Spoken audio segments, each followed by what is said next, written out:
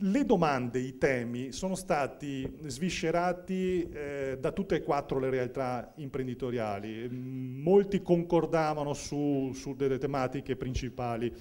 La prima di queste, così iniziamo subito col botto, è quella relativa alla tassazione, in modo particolare l'IMU.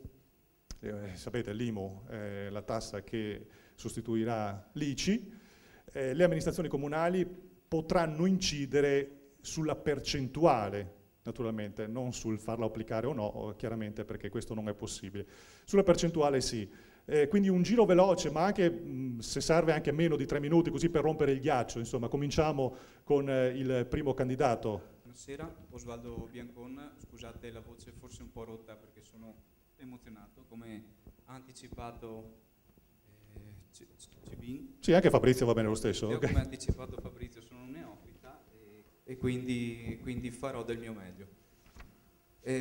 Per quanto riguarda l'IMU, noi saremo ovviamente contrari all'applicazione. Essendo la casa un bene, un servizio, il tetto praticamente l'abitazione principale. Scusate. Sì, dai, glielo concediamo un applauso, visto che è la sua prima esperienza in assoluto, quindi ci può stare, dai, no? Penso che gli altri candidati non abbiano da obiettare su questo. Respira profondo, ok? Ci siamo?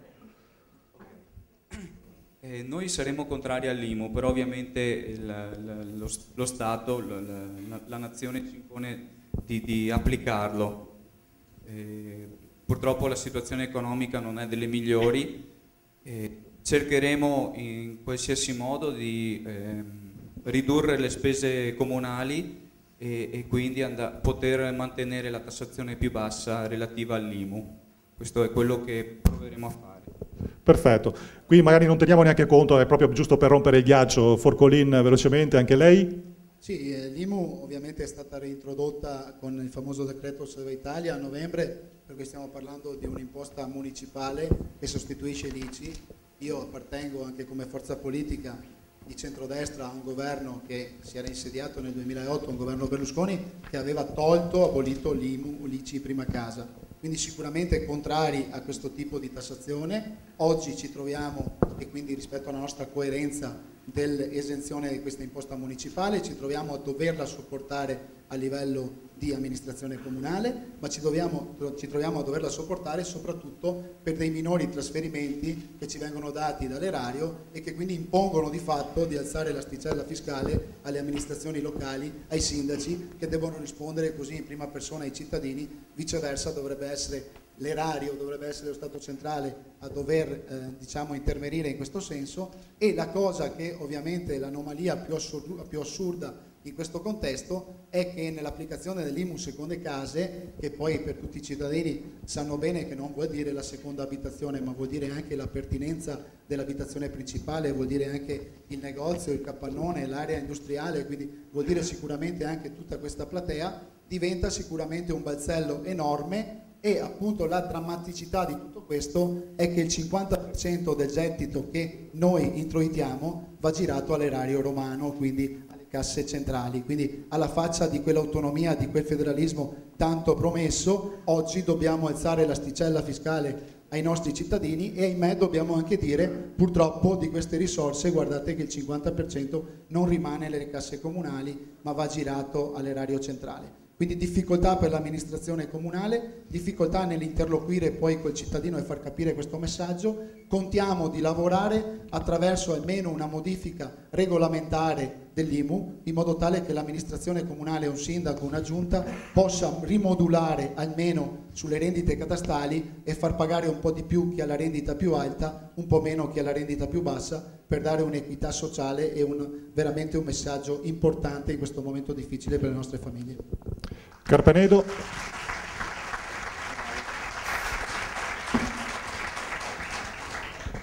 Buonasera a tutti, saluto tutta la mia lista qui presente, saluto tutti voi, ringrazio la Confartigianato e categorie per averci fatto questo invito, è una prova di democrazia, di confronto.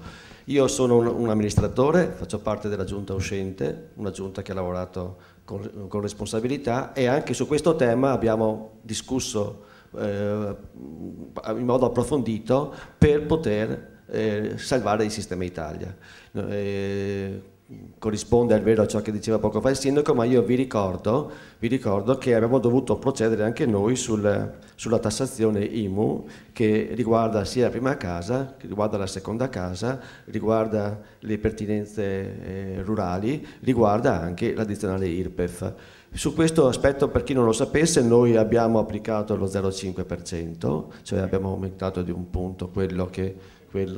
scusate, sì, per 1000, per 1000, esatto, sulla prima casa, però dovete sapere che su questo aspetto c'è una possibilità di detrarre 200 euro e più 50 euro per ciascun figlio che ha un'età inferiore ai 26 anni, e questo per 2 anni. E per quanto riguarda poi la detrazione che abbiamo avviato sulla seconda casa, che come dicevamo poco fa riguarda anche le nostre aziende e le nostre attività commerciali, l'abbiamo portata da 0,76 a 0,86%. Mentre per i fabbricati rurali abbiamo dovuto rispettare cosa dice la legge e che corrisponde allo 0,2%. Per quanto invece riguarda l'addizionale IRPEF, noi l'abbiamo fissata allo 0,7%, però ricordo che in questo confronto che abbiamo sostenuto in giunta, con serietà, abbiamo visto anche che altri comuni vicini, come il comune di Santa di Piave, l'ha portata a 0,8%. Tuttavia questa detrazione verrà rateizzata e non sarà oggetto di un balzello attraverso bollettini, cioè automaticamente sarà prelevata dalla busta paga del lavoratore in modo rateizzato. E poi diciamo anche che c'è presente una fascia di esenzione, cioè chi ha un reddito inferiore, non superiore a 8.500 euro, non è soggetto a tassazione IRPEF. Per cui con molta responsabilità, per lasciare un bilancio all'amministrazione che verrà, spero di essere io, che possa concedere a questa amministrazione di avviare un progetto di lavoro, abbiamo con molta responsabilità dovuto applicare queste aliquote IRPEF, aliquote per la prima casa e la seconda. E va comunque ricordato che questi indici possono essere variati qualora l'amministrazione comunale lo decidesse, la prossima, e entro il 30 giugno si può intervenire. Capiotto. Ma io credo per vincere le elezioni basterebbe dire togliamo l'IMU, come fece nel 2008 Berlusconi quando decise di togliere l'ICI sulla prima casa. Ecco, l'IMU a questi livelli di tassazione arriva perché quando venne tolta l'ICI sulla prima casa si creò dallo Stato una falla sui conti pubblici, diciamo, dell'amministrazione statale, perché doveva ripinguare quello che era il gettito che i comuni prendevano dall'IMU, dall'ICI sulla prima casa, e quindi lo Stato trasferiva le risorse per coprire questo buco, cosa che non faceva in maniera regolare, perché il comune di Musile, non c'è l'assessore, vedo anche l'assessore al bilancio in platea, sicuramente prendeva a tranche, cioè non in maniera nella maniera completa, cioè non veniva ripinguato, veniva data a rate, per capirci. Quando è stata introdotta l'IMU dal federalismo fiscale introdotto da Calderoli, che non era previsto ovviamente sulla prima casa, e va ricordato per dargli merito, però quando è entrato nel governo Monti ha dovuto innanzitutto ricalcolare la base imponibile con dei moltiplicatori maggiori. Si parla per la prima casa del 60% in più sulla rendita catastale, che era già rimoltiplicata del 5%. Ecco, su questo io credo che sia una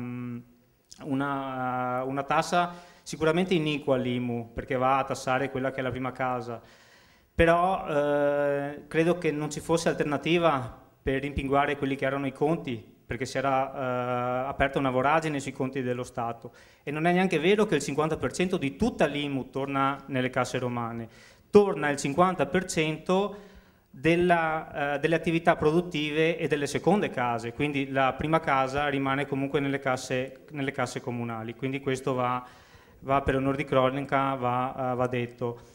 Inoltre La cosa più iniqua sicuramente di questa tassazione non è tanto per le attività produttive o per la seconda case, perché ovviamente avranno comunque una propria tassazione abbastanza, insomma, elevata, e su questo non ci piove, ma è per le attività agricole, perché le attività agricole avranno, pur nell'ottica della gestione dei comuni, avranno la tassazione più elevata, perché i fabbricati rurali, ex fabbricati rurali che andranno ad essere tassati prenderanno, diciamo, la batosta economica più grande, contemporaneamente anche i terreni agricoli sui coltivatori, cioè chi pagherà il dazio sulla parte dell'IMU saranno imprenditori agricoli professionali, coltivatori diretti. Ho finito, avevo altro da dire, ma... Il tempo è questo. C'è un primo colpo di scena, perché proprio sull'IMU, che pensavo fosse andasse via in carrozza, come si dice in questo caso, c'è subito un intervento, c'è Forcolini che ha deciso di giocare subito il suo bonus. No, un chiarimento va fatto, perché il consigliere giustamente parla di ICI abolita nel 2008, ok. Non è che si è creata una voragine, i 3 miliardi e 600 milioni di euro dell'ICI prima casa, gettito portata dell'ICI prima casa, è stato prelevato dai fondi FAS, fondi per le aree sottosviluppate. Questo è stato il finanziamento dell'ICI prima casa, per cui non c'entra niente la voragine, è stato preso, tant'è vero che le regioni, appunto, che avevano diritto a questo fondo si sono arrabbiate perché sono state prelevate le risorse che erano dovute a queste regioni, soprattutto del meridione, che ovviamente non erano già abituate magari a pagare l'ICI prima casa, e invece è stata posta questa questione per alimentare appunto l'esenzione. Noi abbiamo fatto un'altra proposta invece concreta alla Camera. Voi sapete, i cittadini devono sapere che oggi in Italia, per esempio, si consumano 5 miliardi di pacchetti di sigarette. Aumentare di €1 un pacchetto di sigarette vuol dire introitare 5 miliardi di euro. L'IMU sulla prima casa pesa 3 miliardi e 8. Avevamo già risolto il problema dell'IMU e di queste famiglie in difficoltà. Grazie.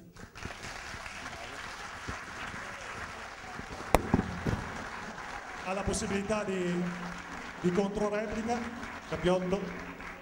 Io continuo a sostenere quello che ho detto, nel senso che dal mio punto di vista l'IMU a questi livelli qui, soprattutto sulla prima casa e sulle attività produttive e tutto quello che che ne consegue, deriva l'aumento della base imponibile, deriva da questa scelta scellerata di togliere l'ICI sulla prima casa nel 2008. Io continuo a ribadire questo perché è stato anche accertato Scusi? No, non creiamo. No, prego, vada avanti. È stato di fatto, si legge anche sulla stampa e su quelli che sono i quotidiani di primi, la Repubblica per dirne uno, il Corriere della Sera. Cioè. Ok. Comunque tutti e quattro mi sembra di aver capito che applicheranno l'aliquota più bassa. No.